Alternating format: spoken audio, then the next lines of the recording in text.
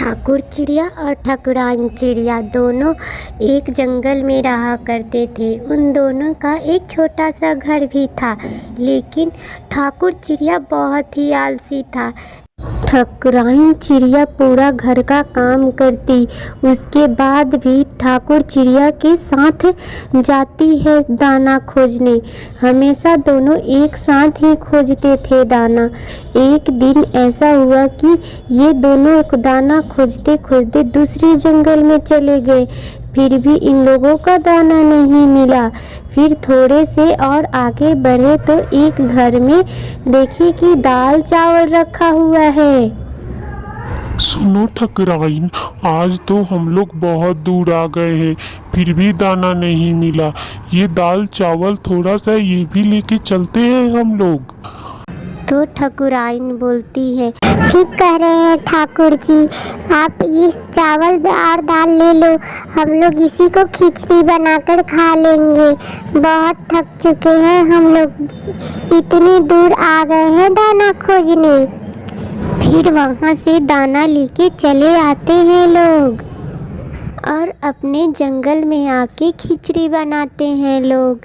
खिचड़ी का सुगंध बहुत ही अच्छा था, दूर दूर तक फैल रही थी खिचड़ी का सुगंध। और खिचड़ी ठाकुराइन बहुत ही अच्छे बनाती है। तो सोचता है ठाकुर चिड़िया कि अगर तो हम आधे आधे खाएं तो मेरा पेट भी नहीं भरेगा।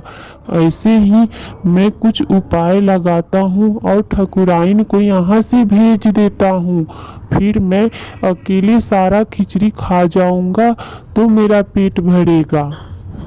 तो बोलता है ठाकुर चिड़िया, सुनो ठाकुराइन जी, सुनो ठाकुराइन जी, आप जाओ पहले नहा लो, उसके बाद आना तो हम जाएंगे नहाने। नहीं तो इसका सुगंध तो बहुत दूर दूर तक जा रहा है, सब चिड़िया आकर खा जाएगा लोग। ठीक कह रहे हो ठाकुर जी, मैं जा रही हूँ नहाने, आप यहीं पे रुक के खिचड़ी का ख्याल रखिएगा, नहीं तो दूसरे जानवर आके खा जाएंगे। फिर वहाँ से ठाकुराइन जी चली जाती है नहाने के लिए। इस संसार में बहुत ही पाप बढ़ गया है, उस चुड़ैल को मारना ही होगा आपको। हे ब्रह्मदेव, मैं तो उस औरत का परीक्षा ले रही थी कि वो अपने आप को मदद कर पाती है या नहीं। सुनो देवी, अब उस औरत का मदद की जरूरत है, इस बार उसे मदद करो।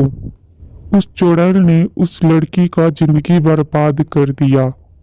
हाँ ब्रह्मदेव, मैं नहीं छोड़ूंगी उस चुड़ैल को, मैं उस चुड़ैल का अब सर्वनाश कर दूंगी।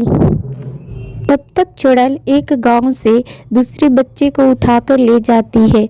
उस गांव में बहुत ही गरीब रहती थी रीमा नाम की औरत। उस रीमा नाम की औरत की बच्चे को चुराकर चुड़ैल अपने सिर पर रख के टोकरी में ले जा रही थी जंगल की तरफ।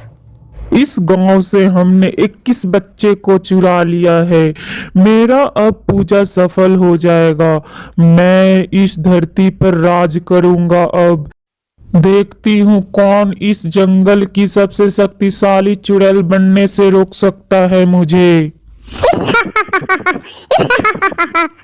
उस जंगल में अब दुर्गा माँ आ जाती है और चुड़ैल से बच्चे को छीन लेती है और उसे मार देती है। फिर बच्चे को उस रीमा को दे देती है। रीमा बोलती है, धन्यवाद माँ, मेरी बेटी को बचाकर आपने मुझ पर बहुत ही बड़ा कृपा किया था। इस बेटी के अलावा मेरे पास कोई नहीं।